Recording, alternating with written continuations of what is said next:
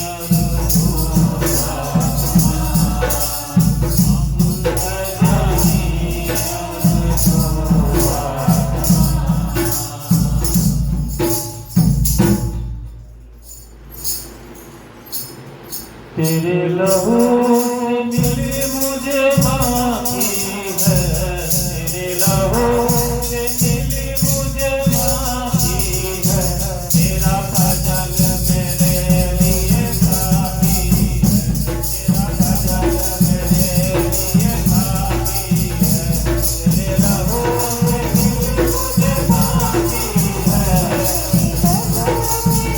मुझे माफी है।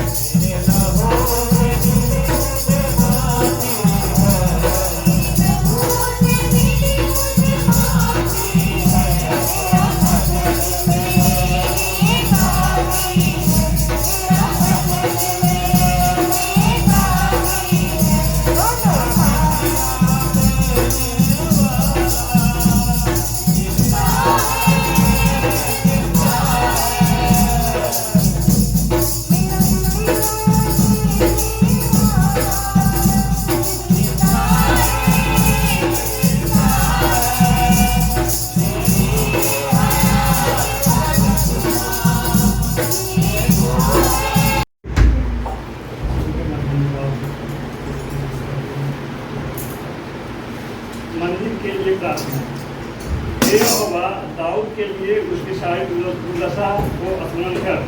उसने यहोवा से शपथ खाई और याकूब के सर्वशक्तिमान की मदद मांगी। निश्चय मैं उस समय तक अपने घर में प्रवेश न करूंगा और न अपने पलंग पर चढ़ूंगा,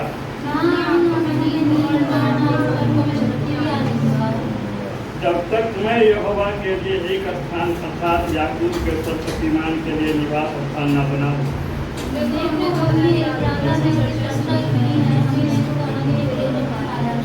आओ हम उसके निवास में प्रवेश करें, हम उसके चरणों की चौकी के आगे दंडवत करें।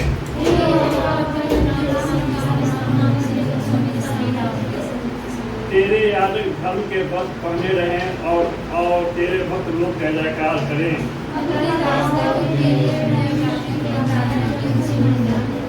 यहोवा ने दाऊद से सच्ची शपथ खाई है और वह उससे न मुकरेगा। मैं तेरी गद्दी पर तेरे एक नीच पुत्र को बैठाऊंगा।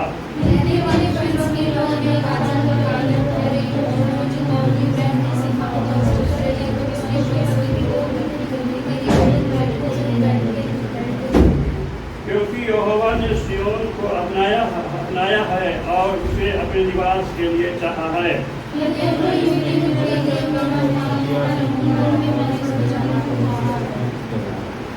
मैं इसमें की भोजन वस्तु पर अति आशीष दूंगा और इसके दरिद्र को रोटी से तृप्त करूंगा।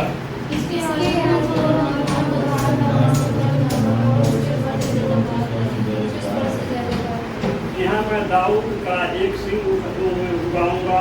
मैंने अपने अभिषेक के लिए एक दीपक तैयार कर रखा है।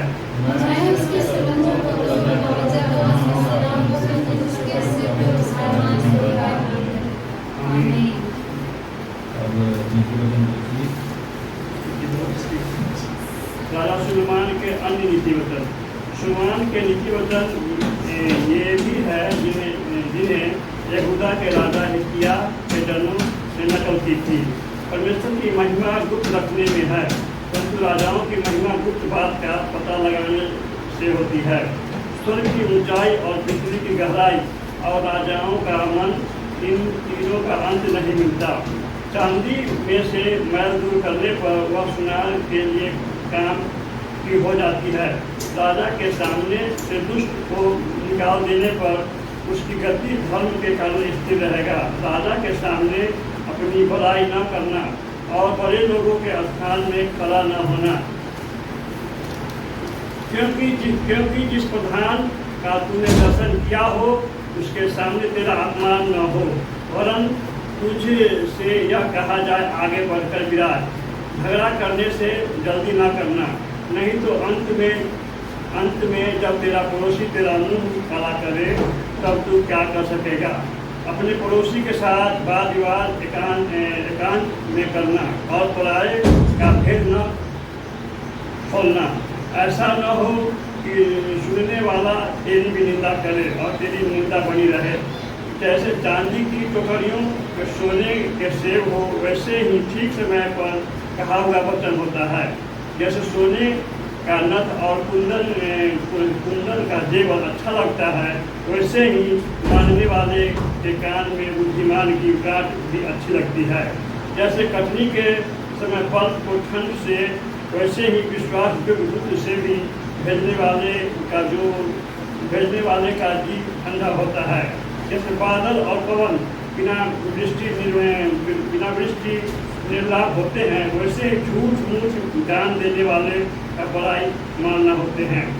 धीरज धरने से न्यायी मनाया जाता है और कोमल वचन हड्डी को भी तोड़ डालता है। क्या तूने मधु पाया तो जितना तेरे लिए ठीक है उतना ही खाना। ऐसा न हो कि अधिक खाकर उसे उगल दे। अपने पड़ोसी के घर में बारंबार जाने से अपने पाँव को रोक। ऐसा न हो कि वह खिन्न होकर घृणा करने लगे। जो किसी के विरुद्ध झूठी साक्षी देता है वह मानो हथौड़ा और तलवार और पैना ही है। विपत्ति के समय विश्वासघाती का भरोसा टूटे हुए दांत या उखड़े पाँव के समान है। जैसा जाड़े के दिनों में किसी का वस्त्र उतारना या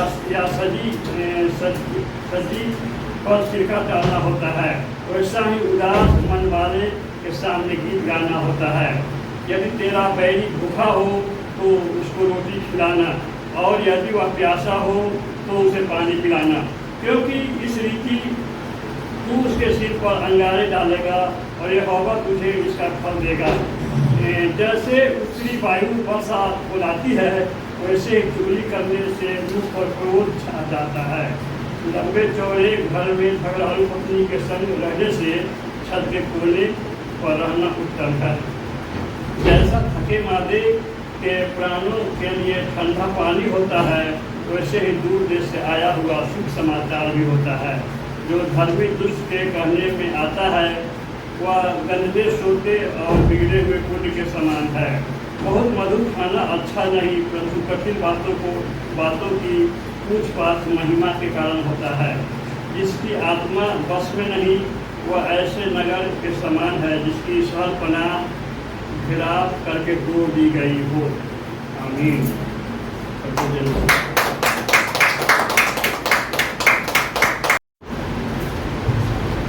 वहाँ पहुँच गए हैं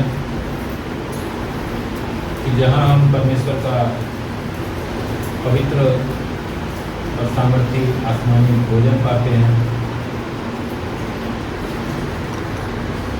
आज जो वचन है परमेश्वर ने दिया है हमें, वो है मत्ती रचित सुसमाचार उसके 20 अध्याय और 20 से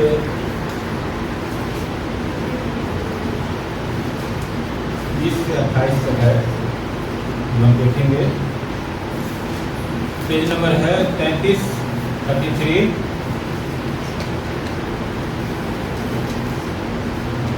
gospel of Matthew chapter 20 verse 22-28। Hallelujah. निकाल लिया आप सबने? तो हम इसको देखते हैं। यहाँ पर क्या है? एक माँ की विनती है। हालेलुया। तब जब्दी के पुत्रों की माता ने अपने पुत्रों के साथ यीशु के पास आकर प्रणाम किया और उससे कुछ मांगने लगी। उसने उससे कहा, तू क्या चाहती है? वह उससे बोली, यह वचन दे कि मेरे ये 2 पुत्र तेरे राज्य में, एक तेरे दाहिने और एक तेरे बाएं बैठे। यीशु ने उत्तर दिया, तुम नहीं जानते कि क्या मांगते हो। जो कटोरा मैं पीने पर हूँ, क्या तुम पी सकते हो? उन्होंने उससे कहा, पी सकते हैं। उसने उनसे कहा, तुम मेरा कटोरा तो पियोगे, पर अपने दाहिने और बाएं किसी को बैठाना मेरा काम नहीं है। पर जिनके लिए मेरे पिता की ओर से तैयार किया गया, उन्हीं के लिए है। यह सुनकर 10 चेले उन दोनों भाइयों पर क्रुद्ध हुए। यीशु ने उन्हें पास बुलाकर कहा, तुम जानते हो कि हम जातियों के हाकिम उन पर प्रभुता करते हैं, और जो बड़े हैं वे उन पर अधिकार जताते हैं। परंतु तुम में ऐसा नहीं होगा। परंतु जो कोई तुम में बड़ा होना चाहे, वह तुम्हारा सेवक बने, और जो तुम में प्रधान होना चाहे, वह तुम्हारा दास बने। जैसे कि मनुष्य का पुत्र वह इसलिए नहीं आया कि उसकी सेवा टहल की जाए, परंतु इसलिए आया कि आप सेवा टहल करें और बहुतों की स्रोती के लिए अपना प्राण दे। धन्यवाद करते हैं इस वचन के लिए प्रभु, जो आपने दिया है खुदावन। मैं विनती करता हूँ कि इसका प्रकाशन में प्रभु और करिए, इसके भेद होगा प्रभु जी, ये हम सबके हृदय में अधिकारी से जरूरत है खुदावन। और इसके द्वारा हमारा जीवन, हमारा सोच, हमारा नजरिया बदले प्रभु सुन सकते। हालेलुया। तो आप सबने ये वचन सुना है? इसमें क्या है? मेन जो उद्देश्य है, 2 चीजें हैं। इसके अंदर में जो भेद है, वो 2 चीजों के 2 बातों के विषय में भेद है। हालेलुया। हालेलुया। पहला नंबर क्या है कि जो गैर विश्वासी हैं, या यूं कहें कि जो प्रभु को ठीक से नहीं जानते, उनका जो नजरिया है सोचने का परमेश्वर के विषय में या संसार के विषय में, वो कैसा है। और दूसरा क्या है, जो परमेश्वर के ऊपर भरोसा करते हैं, जो परमेश्वर की आज्ञाओं को मानते हैं,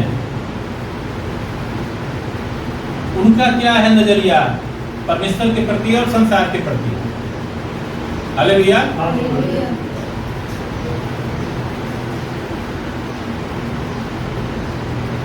तो हम इसमें वही देख रहे हैं कि एक माँ है जो विनती कर रही है कि से प्रभु से। हालेलुया। तब जब्दी के पुत्रों की माता ने अपने पुत्रों के साथ यीशु के पास आकर प्रणाम किया और उसे कुछ मांगने लगी। कौन? उनके 2 चेले थे, जो उनके 12 चेले थे, उसमें से 2 चेले थे।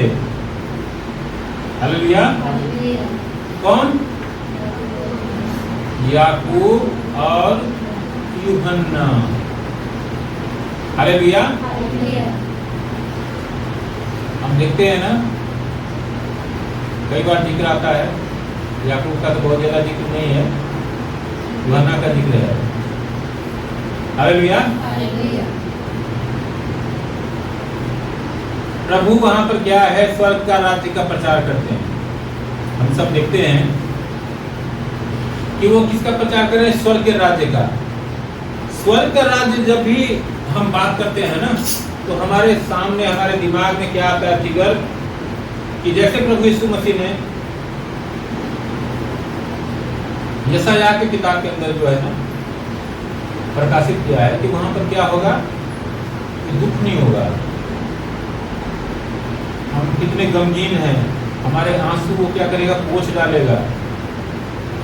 वहां जो है शेर और बकरी दोनों एक साथ रहेंगे। वहां रोना और पीटना नहीं होगा, वहां आनंद होगा। मतलब जो ये संसार में है इसका ठीक उलट होगा। वहां पर जो है शांति और आनंद होगा, और वहां परमेश्वर राजा होंगे और उसके लोग उसकी प्रजा होंगे। भोजन की चिंता नहीं होगी, कोई बीमारी की चिंता नहीं होगी, कोई तकलीफ की चिंता नहीं होगी, कोई बेइज्जती नहीं करेगा। हालेलुया। तो ये हमारे दिमाग में ख्याल आता है, और प्रभु इसका प्रचार करते हैं कि स्वर्ग का राज्य तुम्हारे निकट आ गया है। हम क्या होंगे, मैं जा रहा हूँ, तुम्हारे लिए घर बनाने जा रहा हूँ, तुमको ले जाऊंगा वहां पर। माँ जो है, हम जानते हैं कि संसार में जब भी ममता की बात आती है तो सबसे पहला नाम माँ का ही आता है ना। वो हर तरह से क्या चाहती है कि हमारा जो बेटा है, जो हमारी बेटी है, वो संसार में सबसे अच्छी चीजें पाए, सबसे ऊंचे पर रहे, उसके जीवन में सबसे बढ़िया हो। एक मैनिया है, इसमें कोई बुराई भी नहीं है, ये कोई बुरी बात नहीं है।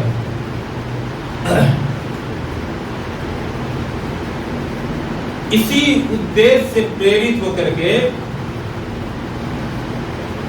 जो याकूब और यूहन्ना की जो माँ है, वो जाती है प्रभु यीशु मसीह के पास कि यही मौका है। प्रभु से क्या करें, एक कॉन्ट्रैक्ट कर लें कि प्रभु तो स्वर्ग के राज्य का तो प्रचार कर रहा है, लेकिन जब तू स्वर्ग के राज्य में जाए और हम सब जाएं, तो मेरा एक बेटा जो है ना तेरे दाएं तरफ हो, एक बेटा बाएं तरफ हो। जो सबसे नजदीक वाला सीट है ना, वो रिजर्व हमारे लोग के लिए।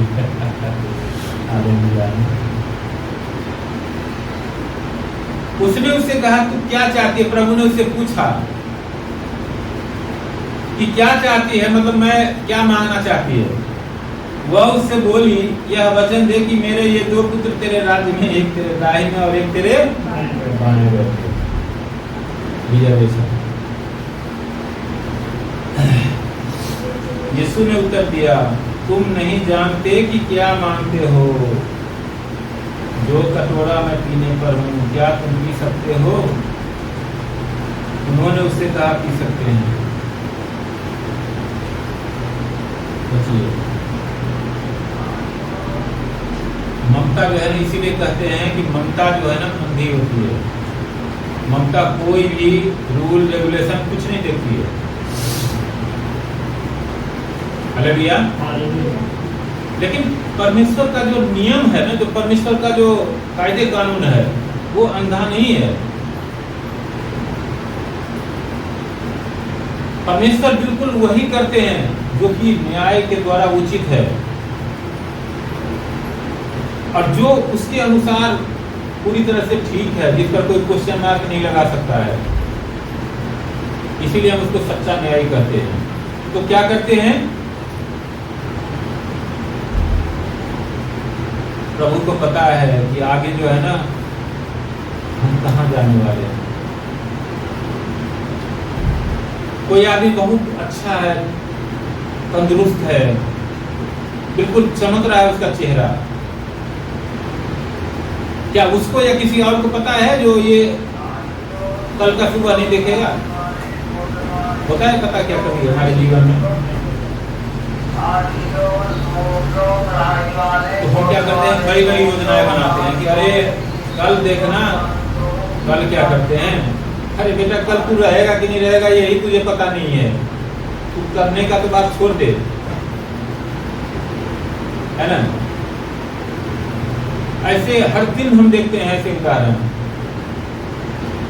चलिए फलना तो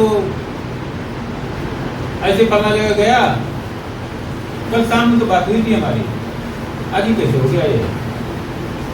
अब पता चलता है जैसे 10 बजे में मान लो किसी को हार्ट अटैक आ गया, खत्म हो गया। अरे शाम में तो 6 बजे हमारी बात हुई थी। अरे भैया 6 बजे बात हुई थी, 10 बजे चला गया। ऐसे बहुत से इंसिडेंट नहीं होते। तो प्रभु जो है, परमेश्वर जो है, वो जानते हैं कि हमारे जीवन में आगे क्या होने वाला है। वो अपने जीवन के विषय में भी जानते थे कि आगे उनको क्या क्या भुगतना है। लेकिन वो जो माँ है वो नहीं जानती है इस बात को। वो समझ रहे हैं कि अभी जो है ना, प्रभु किसी को आंख खोल रहे हैं, अंधों को, किसी को जो है मुर्दों को जिला रहे हैं, किसी को जो है लंगड़े को चला रहे हैं। 5 रोटी और 2 मछली में हजारों लोग